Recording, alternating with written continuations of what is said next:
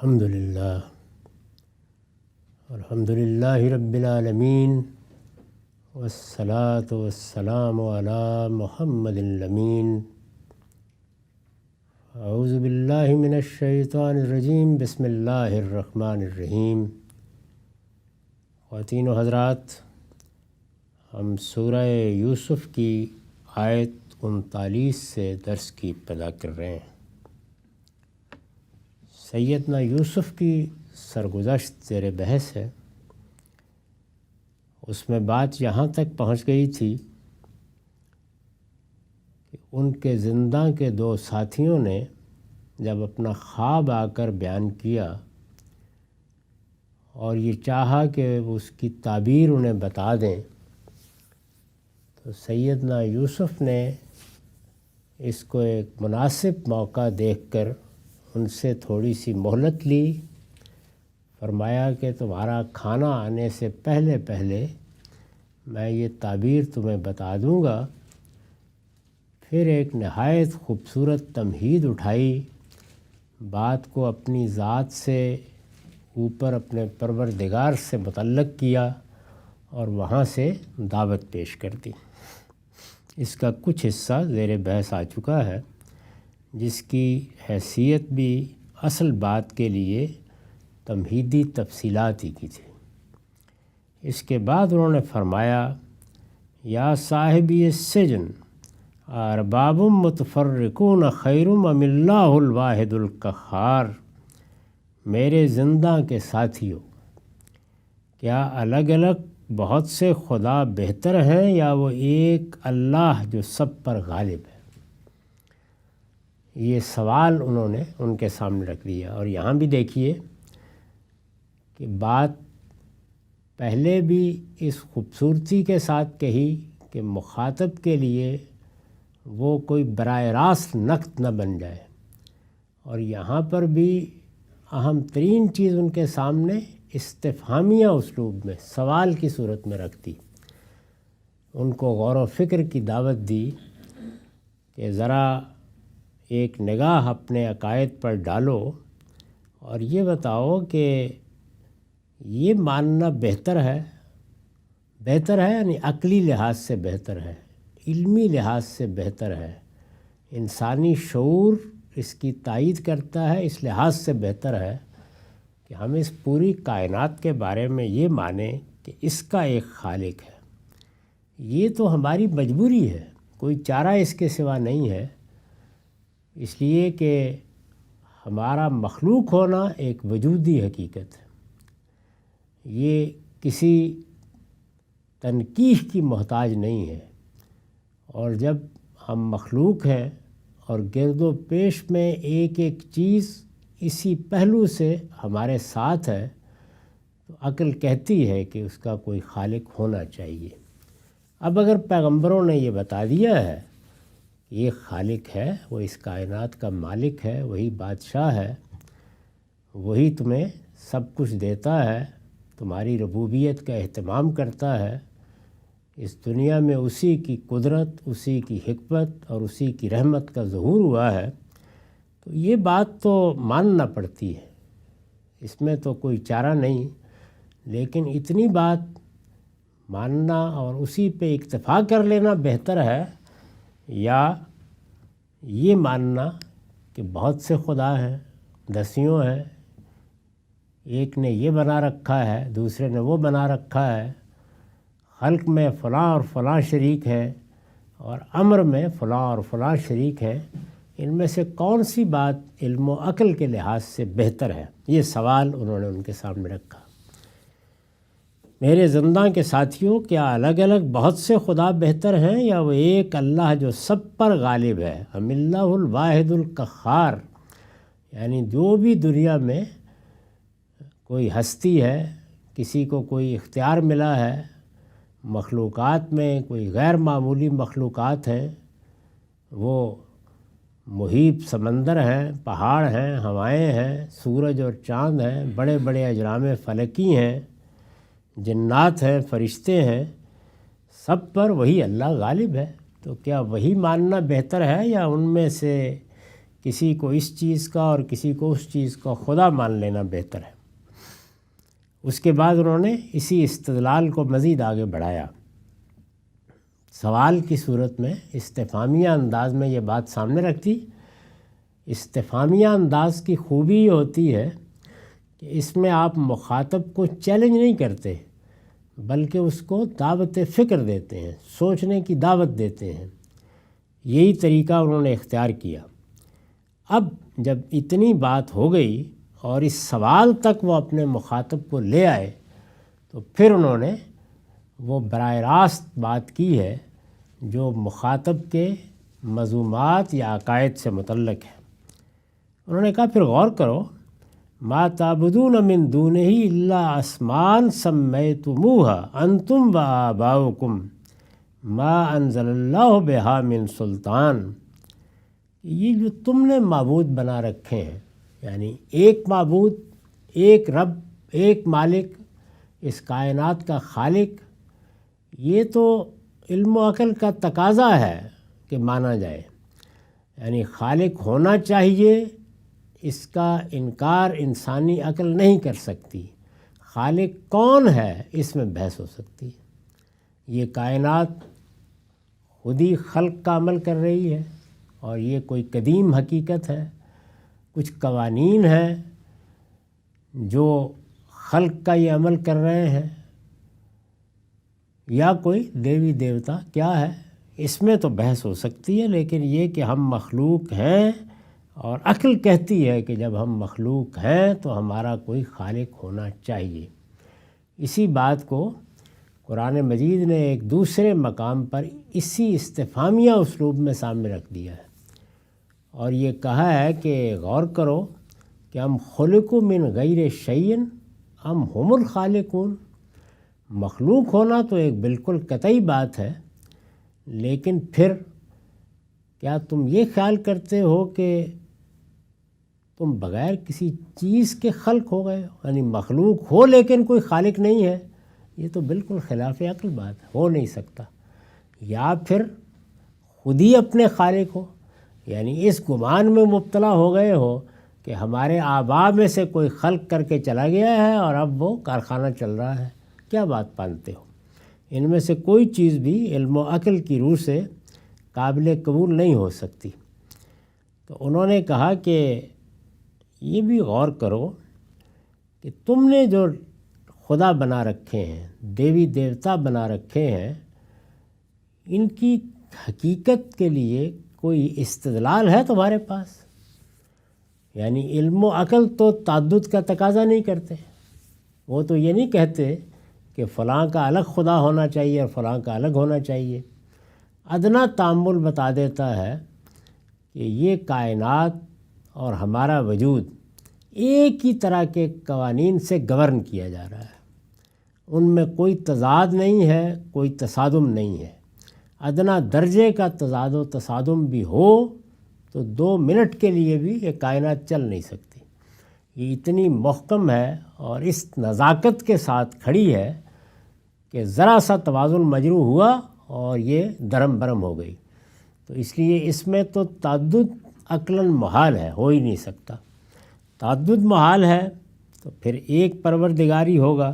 تو اب اگر تم نے مختلف دیوی دیوتا بنا رکھے ہیں اور فلاں کا خدا وہ ہے اور فلاں کا خدا وہ ہے، تو یہ بتاؤ کہ علم و عقل تو تقاضا نہیں کرتے، اور خود ذات باری کے بارے میں بھی تقاضا اتنا ہی تھا کہ ہونا چاہیے، ہے کہ تو پھر اطلاع پیغمبروں نے دی ہے۔ تو تمہارے یہ جو نام تم نے بنا رکھے ہیں، ان کی اطلاع کس نے دی ہے؟ یعنی یہ کہاں سے آئے ہیں؟ علم و عقل ان کے ہونے کا تقاضا نہیں کرتے، یہ نہیں کہتے کہ ایسا ہونا چاہیے، اور اطلاع کا ماخذ اس کائنات کا خالق ہی ہو سکتا تھا کہ وہ اطلاع دیتا کہ ہاں یہ کائنات ہے اور یہ میں نے بنائی ہے اور اس میں فلاں اور فلاں میرے شریک رہے ہیں۔ تو یہ اطلاع کیا تم کو ملی؟ یہ پوری بات انہوں نے بیان کر دی۔ تم اس کے سوا چند ناموں ہی کی بندگی کر رہے ہو، یعنی کوئی حقیقت نہیں ہے۔ یہ تمہارے سب دیوی دیوتا جن کو تم اللہ کے شریک بنائے بیٹھے ہو اور جن کے مندر بنا کے ان کی پوجا کر رہے ہو، پرستش کر رہے ہو، غور کرو یہ نام ہے جو تم نے اور تمہارے باپ دادا نے رکھ لیے ہیں، نام ہے، یعنی مطلب یہ ہے کہ ان کے پیچھے کوئی علمی حقیقت نہیں ہے۔ اور جب علمی حقیقت نہیں ہے تو ایک ہی صورت ہو سکتی تھی کہ علم و عقل تو رہنمائی نہیں کر رہے، اللہ کی خبر آ جائے، اس کی طرف سے بتایا جائے، تو اس پہ انہوں نے کہا کہ ما انزل اللہ بہا من سلطان۔ واقعہ یہ ہے، حقیقت یہ ہے کہ اللہ نے ان کی کوئی سند نہیں اتاری، تو علم و عقل تقاضا نہیں کرتے، اللہ نے کوئی سند نہیں اتاری، تو اس کے بعد پھر یہ جو کچھ بھی کارخانہ تم نے بنا رکھا ہے یہ تمہارے تخیل کی کار فرمائی ہے، اور یہ بالکل واقعہ ہے، اس میں کوئی شبہ نہیں ہے کہ جو کچھ بھی دیو مالائیں وجود میں آئی ہیں وہ یونان کی ہوں، مصر کی ہوں، ہمارے بر صغیر کی ہوں، سب کی سب ایسی ہیں، یعنی ان کے پیچھے کوئی سند نہیں ہے، وہ انسانی تخیل کا شاہکار ہے۔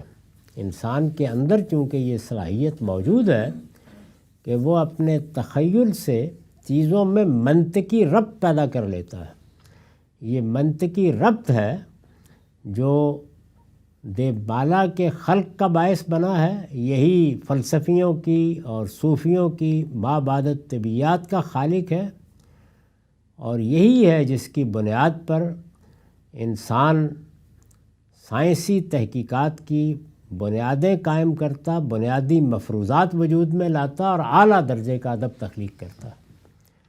یہی صلاحیت ہے انسان کی، لیکن یہ صلاحیت اس مادی دنیا میں تو ادب کی تخلیق کا باعث بنتی ہے، فنون لطیفہ کو وجود میں لانے کا باعث بنتی ہے۔ اللہ پروردگار عالم اس عالم سے ماورا حقائق، ان کے بارے میں یہ کیا کام کرے گی؟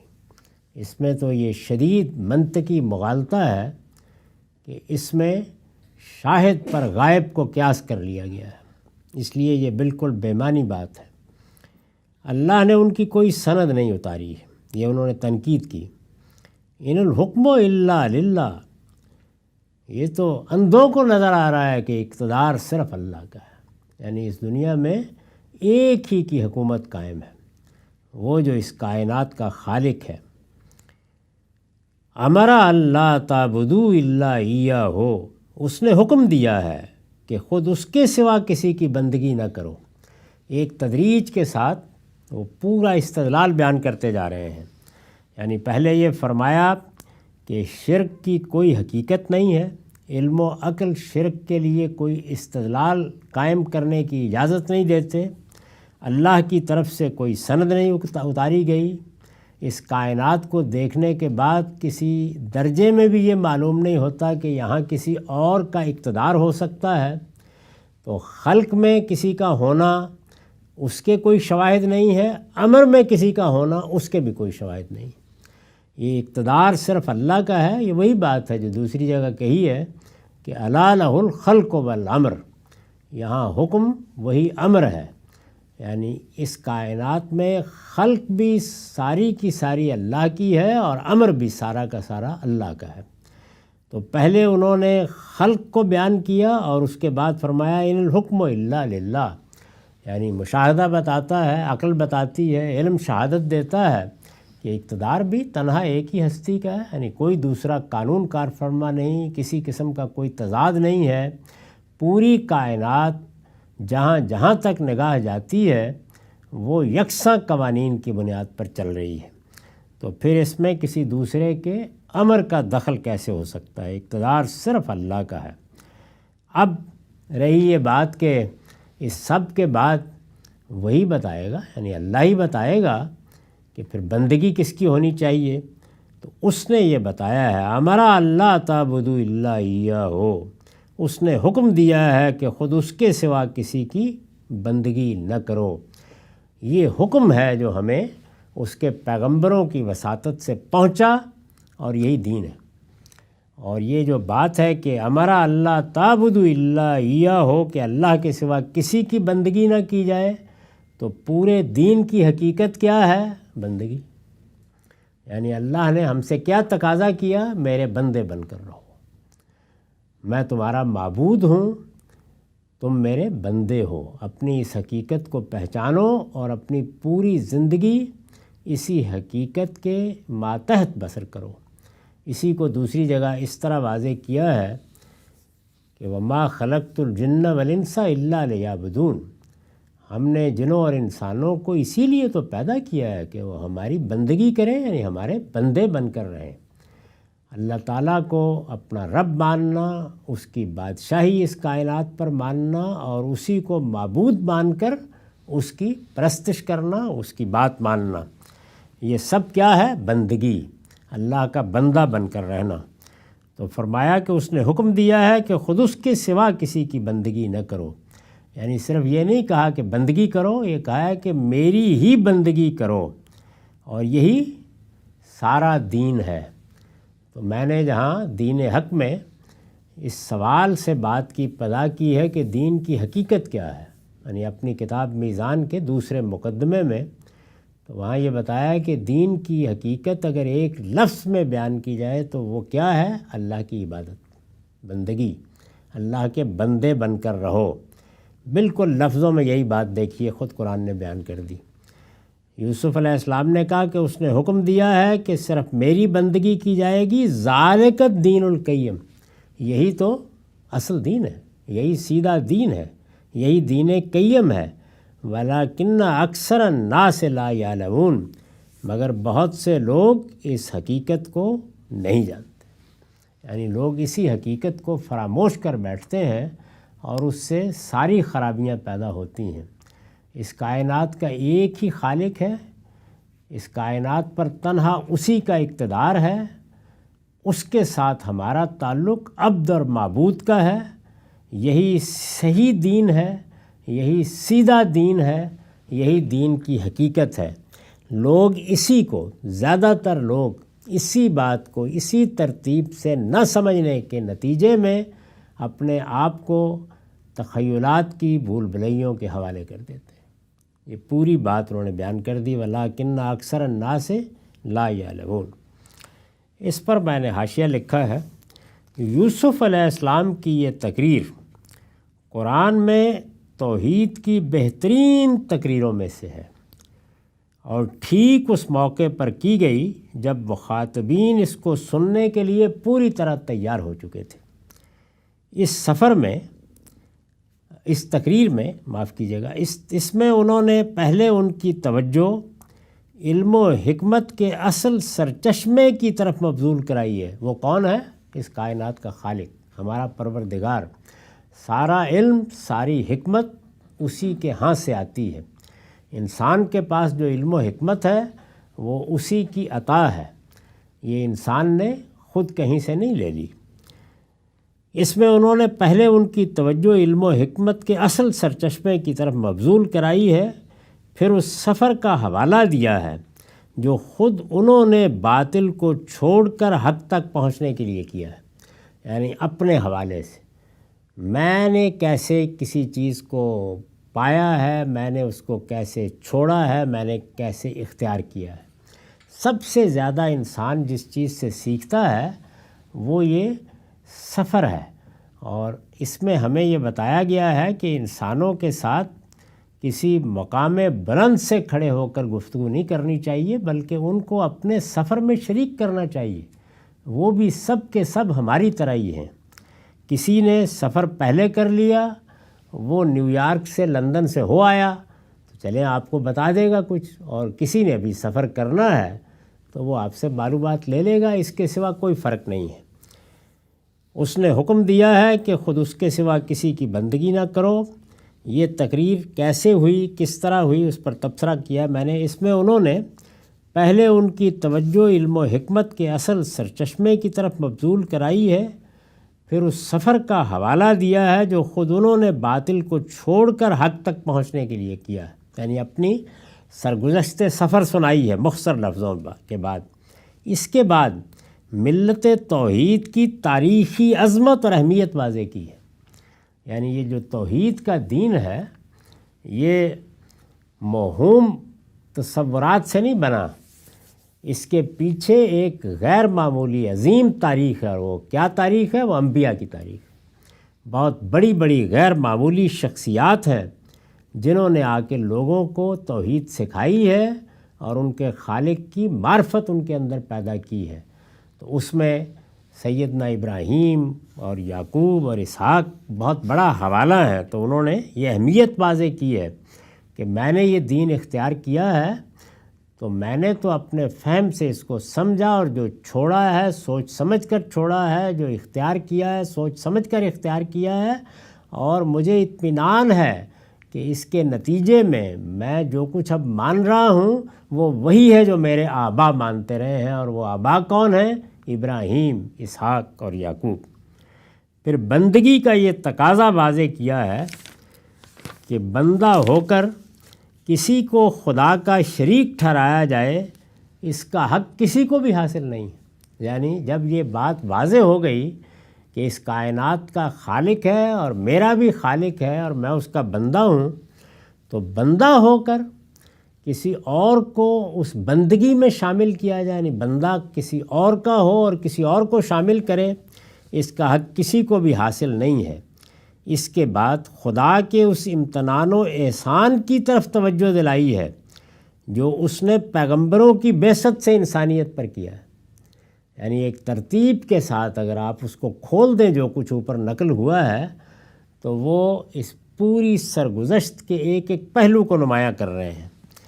اس کے بعد خدا کے اس امتنان و احسان کی طرف توجہ دلائی ہے کہ اس پروردگار نے ہمارے اندر یہ شعور رکھا کہ ہم اپنے خالق کو پہچاننے کے لیے آگے بڑھیں، ہمارے اندر یہ چیز رکھی کہ ہم اپنے مخلوق ہونے کو جان سکیں اور خالق کے ہونے کی طلب محسوس کر سکیں، لیکن پھر بہت احسان فرمایا کہ اپنے پیغمبروں کے ذریعے سے، وحی کے ذریعے سے ہمیں اطلاع دی کہ جس چیز کو تم سمجھ رہے تھے کہ ہونی چاہیے وہ ہے، تمہارا خالق یہ اوصاف رکھتا ہے، اس کی صحیح معرفت یہ ہے، یہ سب بتایا۔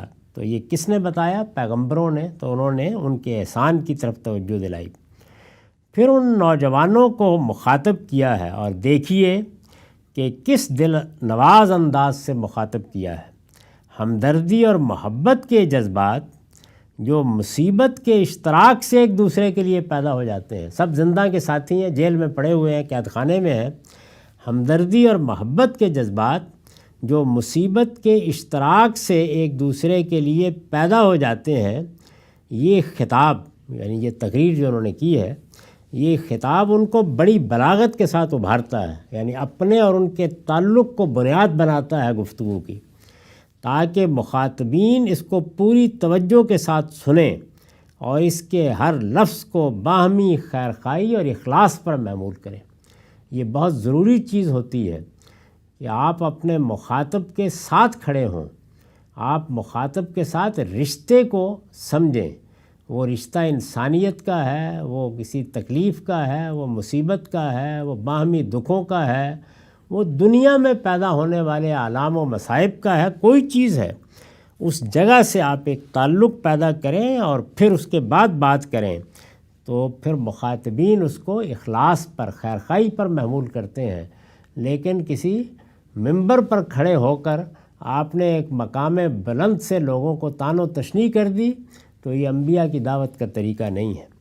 اس کے بعد یعنی یہ سب تمہید انہوں نے باندھی، اس طرح بتدریج مخاطب کو اپنے آپ سے مانوس کیا۔ اس کے بعد اصل دعوت پیش کی گئی ہے، جس کا خلاصہ یہ ہے کہ جہاں تک خدا کا تعلق ہے وہ تو ایک بدیہی حقیقت ہے، بلکہ ابدع البدیہات ہے، یعنی انسان کے مخلوق ہونے کا احساس ہی خالق کو پیدا کر دیتا ہے، اور پیغمبر آ کے بتاتے ہیں تو جس طرح بچہ ماں کی طرف لپکتا ہے، اسی طرح انسان ذات باری کی طرف لپکتا ہے۔ جہاں تک خدا کا تعلق ہے وہ تو ایک بدیہی حقیقت بلکہ ابدع البدیہات ہے، بالکل obvious ہے، اور اس کے بندے مجبور ہیں کہ اس کی آقائی کو تسلیم کریں۔ لیکن اس کے ساتھ کچھ دوسروں کو بھی آقا تسلیم کر لیا جائے، یہ کہاں کی دانش مندی ہے؟ کون یہ پسند کرے گا کہ بغیر کسی ضرورت کے کسی کی غلامی کا پٹا اپنی گردن میں ڈال لے؟ یعنی ایک خدا کو ماننا اگر میری عقل کی احتیاج ہے، علم کی احتیاج ہے، وجود کی احتیاج ہے تو مان لیا، لیکن یہ کہ باقیوں کو میں کس طرح اپنا آقا سمجھ لوں؟